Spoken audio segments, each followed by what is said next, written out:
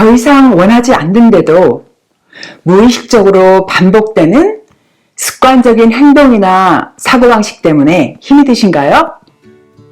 안녕하세요. 드림포워드 코치 연이 인사드립니다. 제 영상이 도움이 되신다면요, 좋아요, 구독 버튼 지금 당장 눌러주세요.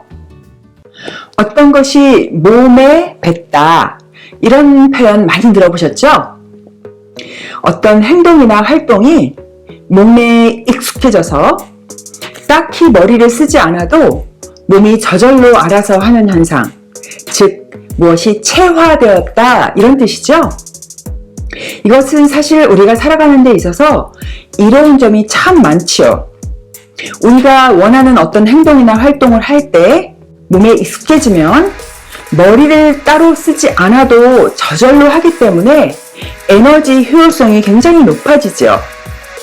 운전 배우기가 참 좋은 예이죠. 처음 운전을 배울 때는 운전의 작동 원리를 동작 하나하나에 의식적으로 적용을 하느라고 힘이 참 많이 들죠. 이때는 신경이 운전하는데 완전히 초집중이 되어서 운전 외에 다른 것은 상상도 할 수가 없죠. 그런데요, 운전을 오래 하다 보면 어떤 현상이 일어나죠? 가속기나 브레이크를 밟아야 되면 생각하기 전에 이미 발이 밟고 있고, 또 좌회전, 우회전을 해야 될 경우에 이미 양손이 핸들을 틀고 있죠. 그래서 운전은 몸이 알아서 하고 머리는 자기가 원하는 다른 것을 할 수가 있죠. 음악을 듣거나 친구와 수다를 떨거나 전화로 통화를 하거나 이런 식으로요. 한편 이렇게 무엇인가 몸에 배인 것이 우리를 불편하게 할 때도 참 많죠. 특히 자신이 원하지 않는 사고방식이나 행동방식일 경우에요. 예를 들어서 무엇을 미루는 습관, 스트레스를 받으면 몸에 해로운 음식을 마구 먹어대는 습관, 툭하면 화를 내는 습관, 누군가 나를 함부로 하는데도 제대로 말 한마디 못하고 먼저 눈물부터 흘리는 습관, 또 남과 끊임없이 자신을 비교하는 습관 등등. 이러한 모든 것도요, 자신이 의식적으로 생각하지 않아도 오랜 습관에 의해서 몸에 배어버린, 몸이 자동 반응을 한다는 점에서 앞의 것과 이치가 같죠.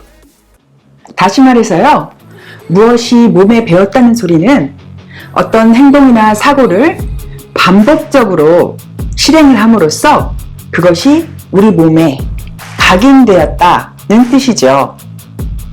그런데 여기서요, 몸에 배었다, 각인되었다, 이 말은 상징적인 의미가 아니에요. 무엇이 몸에 뱉다는 소리는요, 실제로 어떤 행동이나 사고방식이 우리 몸에, 우리 살, 우리의 뼈, 우리의 피 속에 실제로 저장이 되었다는 소리입니다. 즉, 우리가 어떤 행동이나 상호작용을 할 때는요, 처음에는 의식 상태에서, 표면 상태에서 움직이지만 그것이 익숙해지면은요, 그 행동과 사고에 필요한 의식작용이 무의식 상태로 옮겨지는데요, 그 무의식이 저장되어 있는 곳이 바로 우리의 몸입니다.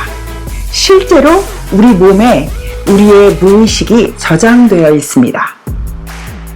우리가 좋은 습관을 들이기 위해서 그 행동을 반복적으로 함으로써 몸에 배도록 하면 좋은 것처럼요, 마찬가지로 나쁜 습관을 고치기 위해서도요, 몸을 통해서 접근을 해야 효과가 좋습니다. 비유를 들자면요, 우리가 돼지 저금통에 저축을 한다고 해보세요.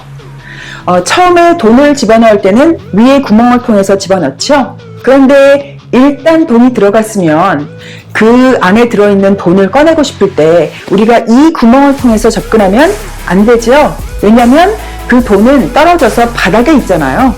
그래서 그 돈을 꺼내려면 바닥을 통해서 접근을 해야 되죠. 무의식에 접근하는 것도 마찬가지입니다.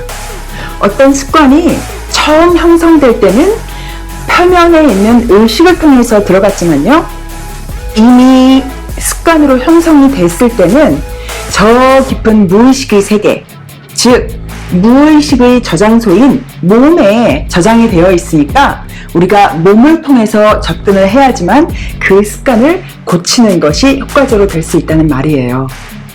그런데 많은 분들이 습관을 생각을 통해서 자꾸 고치려고 하다가 잘 안 되니까 그냥 이렇게 살다가 죽지 뭐 이렇게 포기하시는 경우가 많죠. 몸을 통해서 무의식의 세계에 접근한다. 참 일리가 있어 보이죠? 그렇지만 어떻게 해야 되는지 모르시겠다고요? 제가 좀 더 구체적인 예를 들어서 설명을 드릴게요. 다음 영상에서요. 감사합니다. 라이프 코치 최연희였습니다. 좋아요, 구독, 공유하기 기억해 주세요.